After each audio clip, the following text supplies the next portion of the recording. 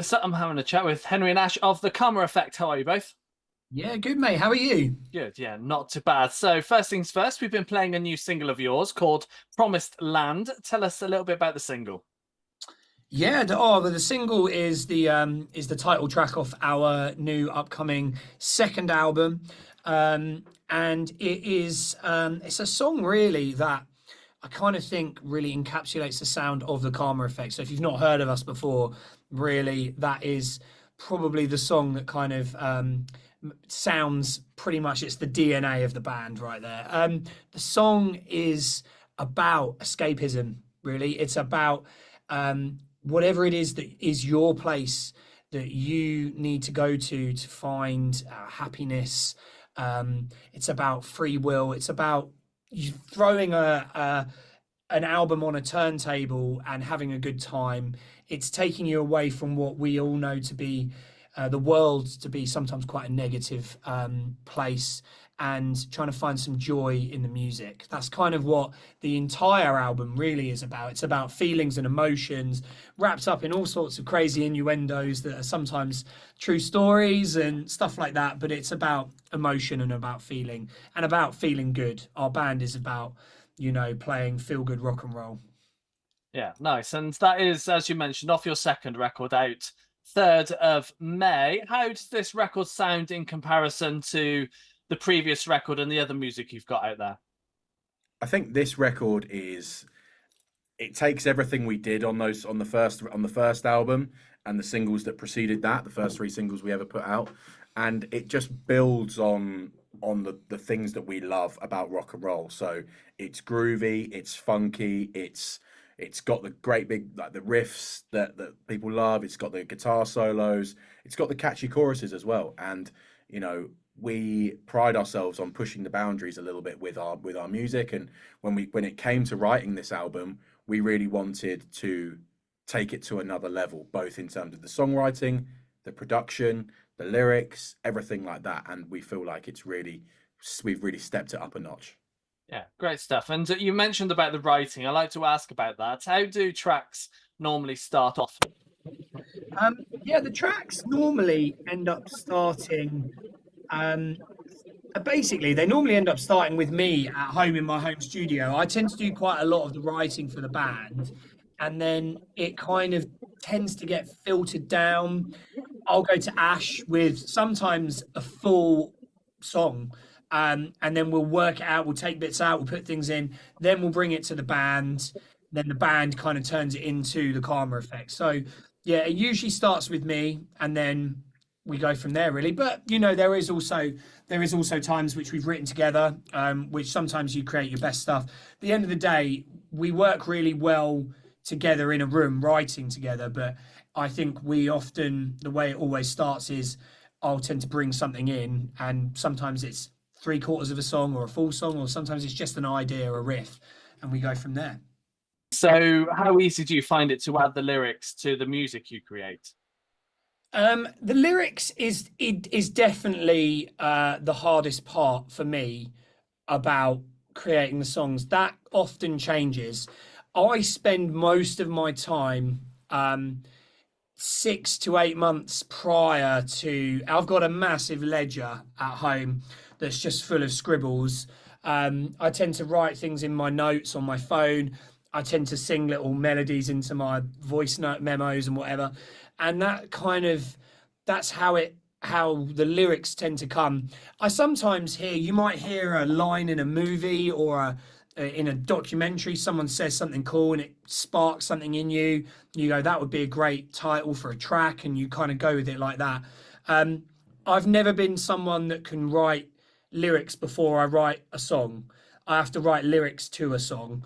Um, I mean, I take my hat off to someone like Bernie Taupin that can just take a piece of music and do it like that. But I mean, it is quite challenging. But everything that we've done usually comes from a feeling or an emotion that I'm feeling at the time. If I'm happy or I'm in a great mood, I'm like, yeah, I'm going to write a song about this. And then obviously we all know that when you're feeling down and you've got an acoustic guitar, some of the more heartfelt things end up coming out.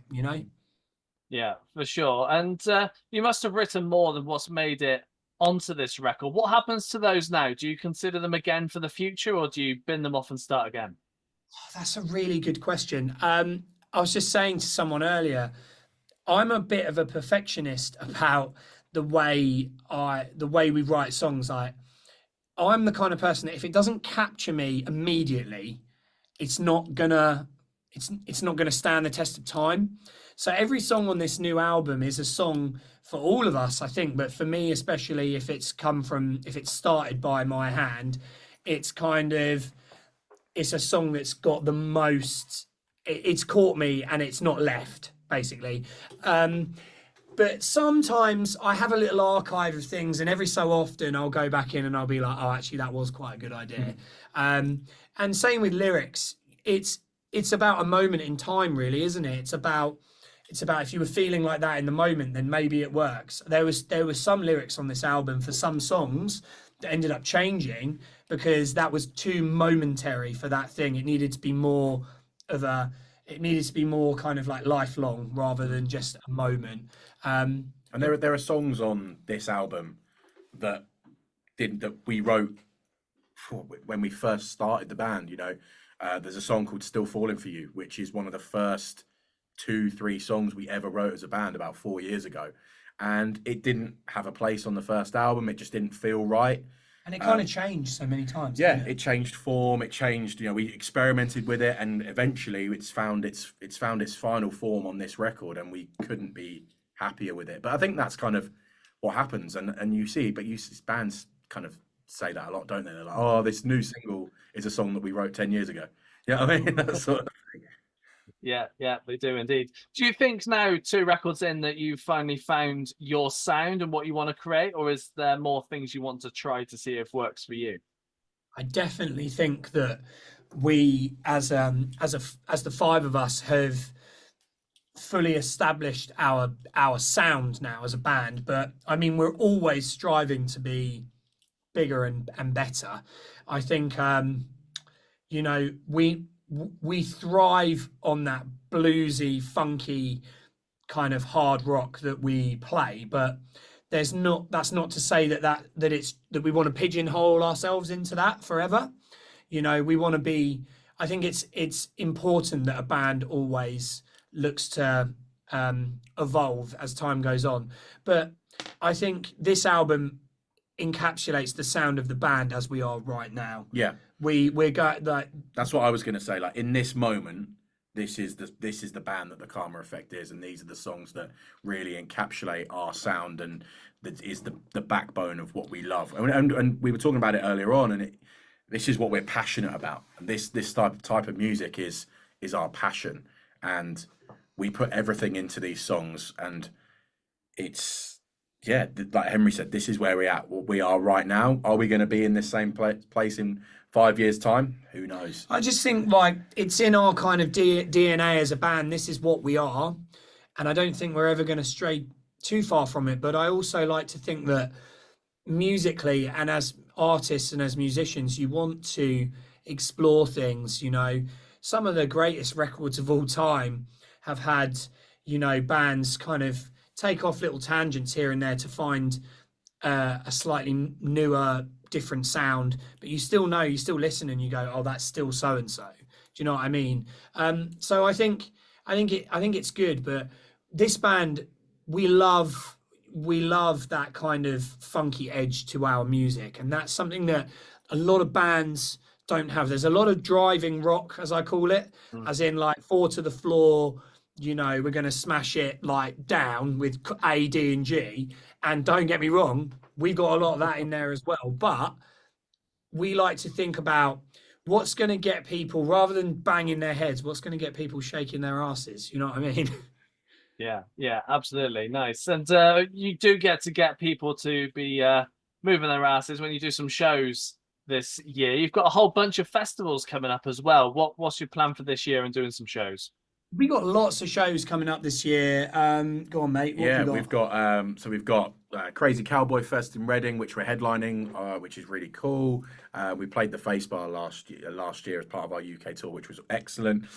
We got Firebolt Festival. We're doing Wildfire Festival, Made of Stone, which we're incredibly excited about. which is kind of not too far from where we are, where we're based. Yeah, we're doing that. We've got some headline dates. We're playing some headline shows. We're playing at the Carlisle in Hastings, which is somewhere we've not been before as a band. In fact, East Sussex, really, up until the other week, was somewhere we haven't really played. We played in Brighton for the first time as the Karma Effect the other day, which is mental considering that we're only like 40 minutes away. But we've just gone everywhere up and not down. So yeah. So and then in September we are going to be out on tour. I can't give specific dates and venues just yet, but we are going to be out on tour in September supporting Promised Land on a headline tour. So that's going to be great. Yeah, great stuff. And you are hoping to take it overseas as well, into Europe and the States at some point? We do have some plans for Europe. Yeah. Again, like it's all kind of being planned as we speak.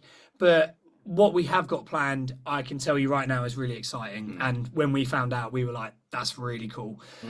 So we can't wait to let everybody know what we've got kind of lined up. And that will all be being announced like really soon. As soon as the album's out and we've kind of got this initial push out the way, we can get on with doing what we love, which is announcing some dates and getting out and playing for people, because really we write and record all this music so we can go and play it live. We're a live band. We pride ourselves on our show, and we cannot wait to get back out on the road. We live for that. I know I do. I know he does. Yeah. We love it. And we've met so many incredible people and had so many incredible experiences already as the Karma Effect. Now I can only imagine what we're going to be able to do, like, as time evolves. Yeah, of course. Guys, it's been a pleasure having a chat with you. Thank you so Thanks much, so much, mate. Jim. Thanks for taking some time out of your day to talk to us so late as well.